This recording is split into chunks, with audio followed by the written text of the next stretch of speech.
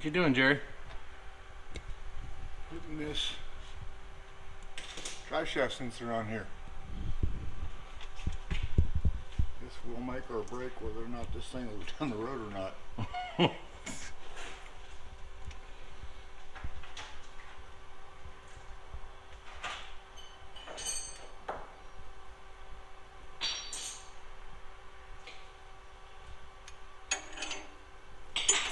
Last time we had it out, it didn't read.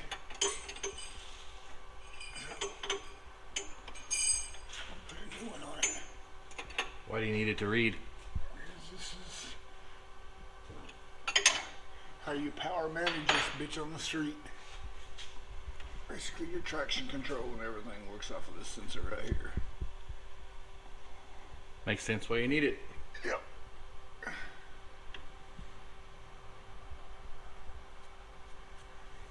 We need this sensor, Brandon.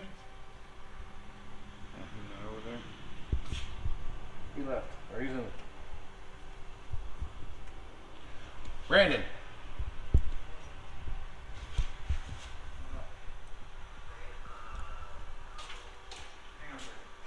We need this sensor right here. Alright, do who need it? Do we? Yes. Why do you need it, Brandon? Jacked up? That's the new one. I know, but was the other one jacked up? It didn't look like it.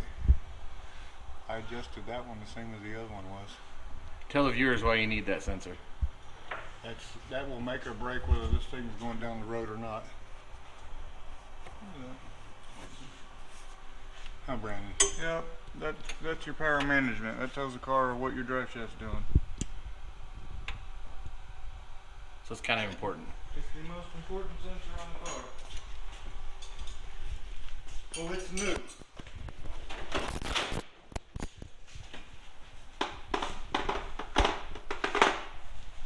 Everything else you could probably turn off and go around, but you cannot turn off and go around your drive shaft sensor. I mean, you can turn it off and go around it, but then you're just kind of taking shots in the dark. Thing leaking out right here. I don't know. I think it's leaking out of these bolts. I wonder if it's broken. There's no way that thing could be broken. I can't figure out where it's leaking though. It's got to be leaking out of these. Or it's coming out of the overflow. Which is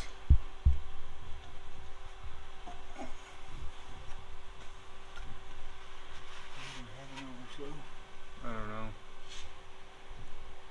It's not coming out up there. But remember, this has been seeping for a while. I tightened it up last time I was under here.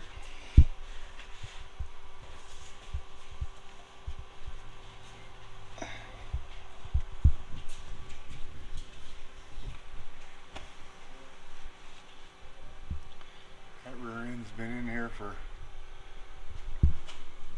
5 or 6 years. Never an issue with it at all, ever. Tough. Mike Williams is tough.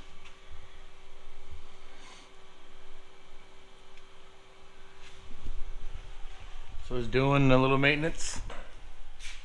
Just double checking shit, making sure we're not gonna get out here and have stupid problems bite us in the ass like we did at No Prep. Had enough of that shit.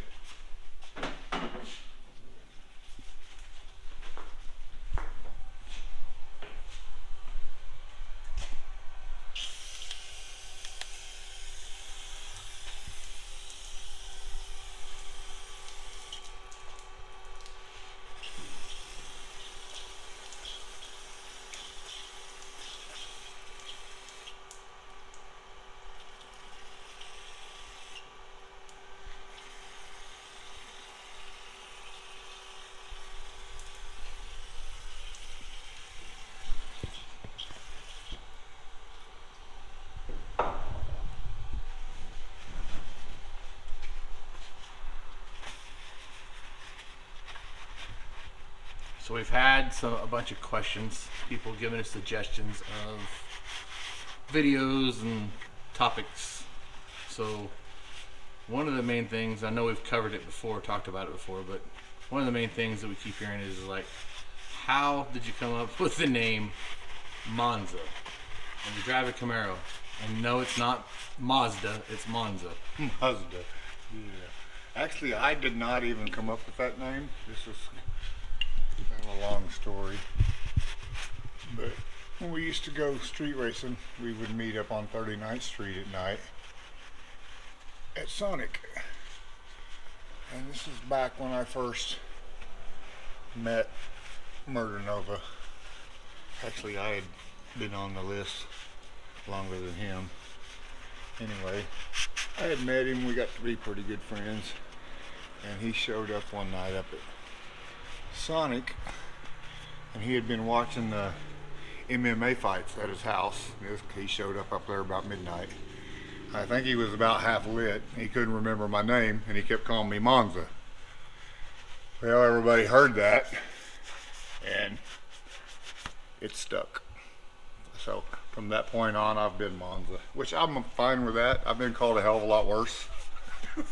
So it's not that big a deal. But why did he call you Monza? Because I used to street race a Monza when Brandon was 13. My little cousin that lived down in Geronimo, which is right out of Lawton, Oklahoma, had a little big tire Monza roller. It was basically brand new out of a chassis shop, had never been run. Primer Monza big tire deal. And Brendan was 13, and I had decided I wanted to do something with my son, get him into racing cars and keep him off of drugs and stupid bullshit that I had done when I was young. So I traded my cousin a truck for this little Monza body, and at the time I worked at a place called James Overhead Door, and a lady named Kim Leeskamp owned it, and her husband Roger used to build sprint cars, so he could fabricate anything. So I was actually the shop supervisor, shop foreman, whatever the hell you want to call it there. I didn't actually work on the doors anymore, I ran the crews. I went and bought that car. Roger had a big shop there. Took it up there, and Roger commenced to helping me build that car. And then my buddy Jeremy in El Reno built me a motor, and our goal was to have an 11-second car. And the very first time out with it, we ran 1180s and on motor, and we put nitrous on it, and it went 1040s, and then it had a little 355 small block Chevy in it. And then from that point on, we never looked back. We just started going faster and faster. Next thing we built was a 18-degree small block 421. I had actually wasn't working at James Overhead Door anymore. That company had closed down. I went to work for Henson Racing Engines, which is Mike Henson, my good buddy, and I bought all the shit, and we built a little 18-degree 421 and put it in the car. And from that point on, we just done nothing but get faster and go faster. So we street raced that car until we got to the point where it was dangerous. That car would run 530s at the track, and it would run 530s on the street. And that's all the chassis in it was built to handle. So that's when we sewed it, got this body roller from Dominator. I actually did some work for him when I worked there at Henson's. I can't remember what I did. I think I rebuilt a 632 short block for him in trade for this car. And then we built this car. So that's where Monza came from. We raced that car, I don't know, 5, 6 years, 4 or 5 years, something like that. We had a lot of fun with it. And ever since then, we've been broke. We got the racing bug. So, anyways, that's where the name came from. We got some pictures of the car over there. Yeah, I'll show everyone the pictures in a second. But that dang sure answers all the questions, and wonder why they call you Monza when you drive a Chevy Camaro. Yeah. Kind of a cool backstory too, hearing that the trading and stuff you did with Dominator. Yeah, Dominator. I mean, this was a true rally sport that I got from Dominator. He had two of them. He had an orange 70 Camaro there, and he had this one, and I had my pick. And the orange one was probably in a lot better shape as far as building, but it wasn't a rally sport. And a rally sport is something that I wanted since I was a kid, so we traded for this one and started building it. And our goal was a 499 is what we wanted to run. We had been 530s. We thought, man, if we could go fours, we'd set the world on fire. And now we want to go threes. So, anyway, that's where all that came from. That thing's leaking right there. Kind of a cool story. I'll show everybody those pictures.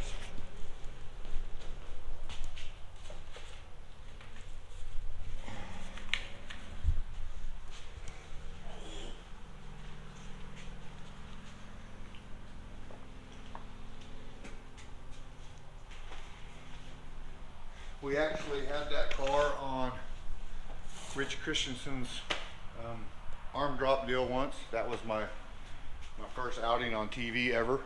Before Street Outlaws. Before Street Outlaws, and I was so damn nervous when he pulled us both up and throwed his arms up. I left. I red lighted. I guess it would have been a red light. I mean, I jumped. You mean Chase wasn't a race on that one? Apparently it wasn't. Yeah, I thought it was. He didn't think so. He's kind of a douchebag anyway. Tell us how you really feel. I'm just being honest.